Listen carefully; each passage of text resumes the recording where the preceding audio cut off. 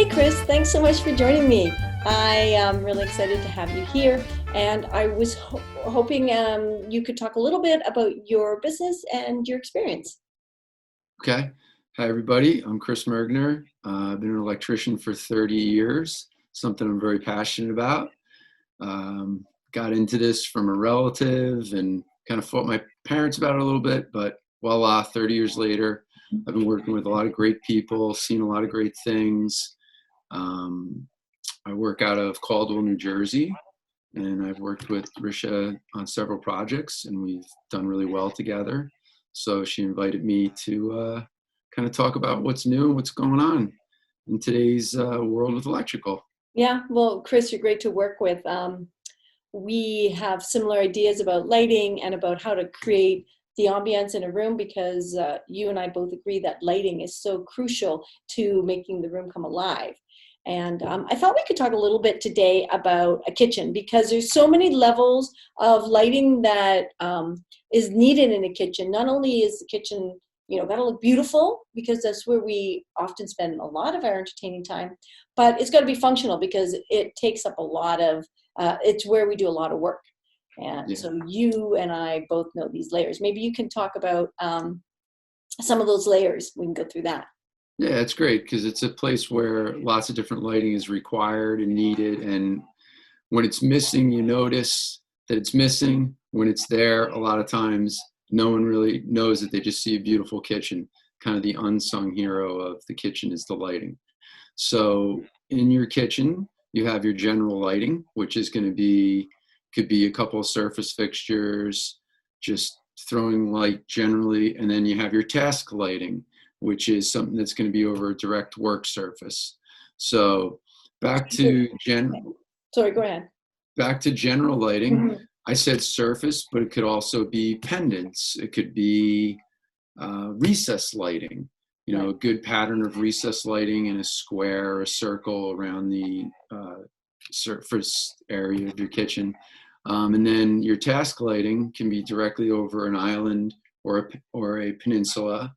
It can be under your cabinets to give that work surface so there's no shadows. Right. And the types of lights that are out there today have changed so much. I mean, we had incandescent, which is a regular Edison bulb, Right. so long, has been around. And then we got into LED. A lot of people have been scared of LEDs for years. I usually get a reaction of, oh, is that blue light? I really don't like that. I look terrible. Can't dim it. But it has changed quite a bit. It's evolved. We've used it on projects and people are very happy with it. And it's become very affordable, both to install and to operate. So, So let's go back over those layers again because you know them so well, and there's lots in there. The recess lighting is going to be the ambient lighting that just lights up the whole kitchen. You can put it on and off, and you can also dim it. Right? That's great for oh, dimming. yeah, absolutely. I mean, it's kind of your everyday go-to switch. You're going to turn on, say, 6 or 8 recess lights. It's going to light the whole kitchen. And they really kind of go unnoticed. They just light all the beauty that you put into your kitchen, the cabinets, the tile, the countertops, the paint colors, those types of things. That's why I say it's like an unsung hero. Your task lighting is, what's under your cabinets or what's right over your island where you're sitting and reading your recipes or your kids doing homework or you're presenting your food buffet at, Right. you know, So that family. task lighting can often be, like for me, can be the pretty stuff, the or the details that add interest. Like you mentioned, it could be a pendant light, it could be or pendant lighting, it could be chandelier, it could be a sconce that perhaps comes off the wall over the kitchen sink or something. Yeah. Are those the kind of things that you see when Yeah. selling? Well, what's nice about pendants is it kind of is your way to have your expression. You can have a small little teardrop Swarovski crystal, Waterford crystal pendant that just looks great. It's not lighting the whole room, but it's just a way of expressing yourself because we have those recessed lights backing up, giving us our ambient light. And then other times they're very important because you have a really big kitchen. You don't want to have a lot of holes in your ceilings.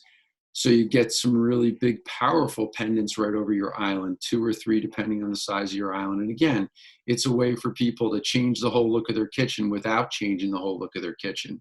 You know, Right. you can get a whole different feel by changing a couple light fixtures, putting them Mm, on dimmers, you know, open space. You're looking from your living room to your kitchen these days, or your family room to your kitchen.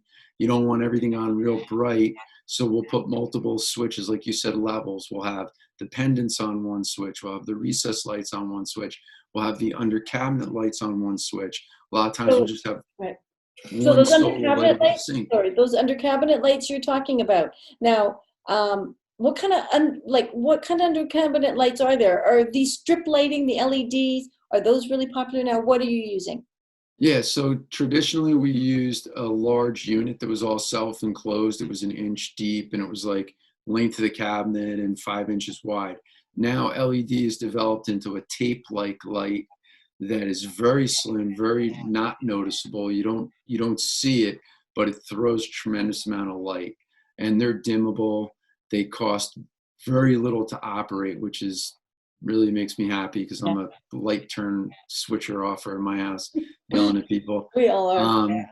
But when you have your LEDs, you're kind of like, they're LED. They're not Right. using that much electricity, which is really great, both in your pocket and environmentally.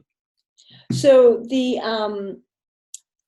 can you add that under counter lighting after? Is it, or is it something that really you like if you were kind of changing up your kitchen? You mentioned, changing out the pendants to change up the look of the kitchen. Yeah, Can you add yeah. that under counter easily?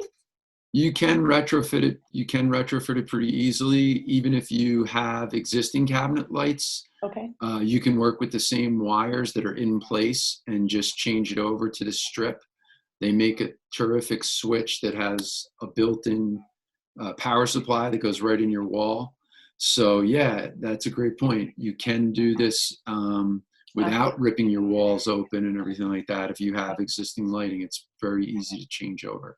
Oh, that's great. And so those, you said they can be on dimmers, right? Because I remember before the LEDs gave a buzz and you needed, special boxes and all this. What's going on with that? Yeah. So again, it's developed so much, and it continues to develop. But I think they finally got it right. Okay. Um, Dimming before it would go. Everybody's used to a traditional bulb that dims real, smoothly down to 0. And the complaint with the LEDs was they'd go to about 30% and then you just kind of turn off, or they flickered, or as you said, you would hear them buzz as you started to dim them. All that stuff's gone now. Doesn't happen anymore. They've refined the bulbs, they've refined the dimmers to match up with the bulbs correctly. Now we can take an LED bulb, not lose color quality, Yeah. and go right down to 10, 5%, which is really great. And again, not an expensive change, but a really important change. I really encourage everybody, if you haven't gone through your house and taken all the incandescent bulbs out and put LEDs in, you're blowing it. You got to put the LEDs in. Okay. But, I often have people worried about the LEDs because they have that kind of LED, always have this kind of bright light. It was never soft or pretty. And there was always what is the technology with that? Has that changed? Is that better? Because Okay. that's my Yeah, feeling. that's a great question. So we kind of always talk about LEDs and people go, "Oh, that blue light, I don't want a blue light." So there's a bunch of different levels of color in LED, and they're represented with numbers measured in Kelvin, so like K. So you have a warm bulb, like a traditional incandescent bulb, which they a lot of times says warm light if you were in the store and you looked at a bulb, and that's 27K. Okay. And then it goes all the way up to 5K, Oh, which is kind of like a hospital, as bright white as you could possibly bear, which most people are not going to use in their homes unless it's like a laundry room or a garage or a basement. It's nice to have that super bright light. But in your living space, what I recommend is I like the 27, which is the real warm incandescent. I like that in all my bedrooms and dining rooms and living room. And then in the kitchens and the bathroom, I like between a 3K and a 35K, or 3,000 and 3,500. And that's kind of what they call bright white. So it's a little bit brighter. It's more like sunlight, but not white, making things look bad, taking the color out of things. It's more enhancing color in things. So then when you dim it, you're still getting that nice soft light. If we're looking at those 2700 K light, yeah.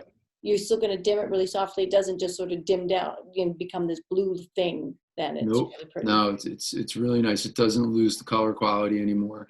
And another big development in LED bulbs, which would be important for pendants and lights over tables, is we now have LED bulbs that are clear, that have a filament that look like incandescent bulbs, and they also look like Edison bulbs. There's so many nice designs with Edison bulbs now. Yes. And they're all LED, so they're beautiful designs, saving money. Well, that's good news, because I love those Edison bulbs, and I often recommend them, especially if the bulb is seeable through a glass covering, or you're looking up into a bulb. Those are nice. Yeah, it's nice clear globe. Yeah. Yep. Really pretty.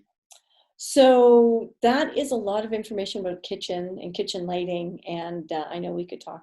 Thank you very much for having me, and I hope I was able to shed some light on LED lighting in kitchens.